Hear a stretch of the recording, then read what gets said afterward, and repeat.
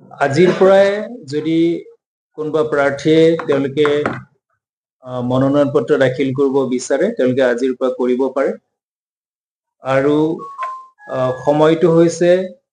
ৰাতিপুৱা 11টা বজাৰ পৰা আবেলি 3 বজালৈ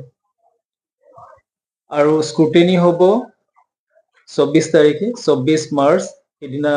মঙ্গলবাৰ হ'ব আৰু স্ক্ৰুটিনিৰ পিছত কোনোবা প্ৰাৰ্থীয়ে ইচ্ছা কৰিলে তেওঁলোকে তেওঁলোকৰ মনোনয়ন পত্ৰ প্ৰত্যাহাৰ কৰিব পাৰে এই মনোনয়ন পত্ৰ প্ৰত্যাহাৰ কৰাৰ সময় হৈছে 26 মাৰ্চ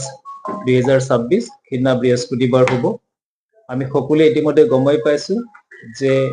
নলবাৰী জিলাৰ লগতে গোটেই অসমৰ 126টা বিধানসভা সমষ্টিৰ কাৰণে অহা 9 এপ্ৰিল 2026 বৃহস্পতিবাৰে ভোট গ্ৰহণ হ'ব আৰু তিনিটা সমষ্টিৰ কাৰণে কাউন্টিং 4 মে'ত হ'ব 4 মে 2026 সেইদিনা সোমবাৰ হ'ব আৰু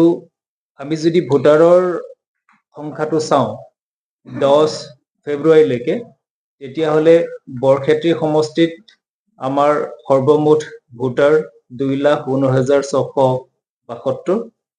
তাৰে ভিতৰত মেল ভোটাৰ হ'ল 1,13,184 ফিমেল ভোটাৰ হ'ল 1,06,487 আৰু নলবাৰী বিধানসভা সমষ্টিৰ সৰ্বমুঠ ভোটাৰ 10 ফেব্ৰুৱাৰী তাৰিখে 2,02,288 তাৰে ভিতৰত মেল হ'ল 1,01,985 ফিমেল ভোটাৰ হ'ল 98,293 আৰু টিহু বিধানসভা সমষ্টিৰ 10 ফেব্ৰুৱাৰী তাৰিখে ভোটাৰৰ সংখ্যা হৈছে 2,278 তাৰে ভিতৰত পুৰুষ ভোটাৰ হৈছে 1,04,715 আৰু মহিলা ভোটাৰ হৈছে 99,725 গতিকে তিনিটা বিধানসভা সমষ্টি যদি আমি যোগ কৰি দিওঁ তেতিয়াহ'লে নলবাৰী জিলাৰ সৰ্বমুঠ ভোটাৰ আমাৰ 2026ৰ যিটো ইলেকশ্যন তাৰ বাবে 6,24,391 আৰু আপোনালোক সকলোৱে জানে যে মনোনয়ন পত্ৰসমূহ সদায় ৰিটাৰ্নিং অফিচাৰৰ ওচৰত জমা দিয়া হয় গতিকে 38 নম্বৰ বৰক্ষেত্ৰী LACৰ ৰিটাৰ্নিং অফিচাৰ হৈছে মৌচুমী চেতিয়া তেখেত অতিৰিক্ত আয়ুক্ত তাৰ পিছত হৈছে 39 নম্বৰ নলবাৰী বিধানসভা সমষ্টিৰ ৰিটাৰ্নিং অফিচাৰ সুদীপ নাথ তেখেত অতিৰিক্ত আয়ুক্ত আৰু 40 নম্বৰ টিহু বিধানসভা সমষ্টিৰ ৰিটাৰ্নিং অফিচাৰ হৈছে যুগ কৃষ্ণ ৰাজবংশী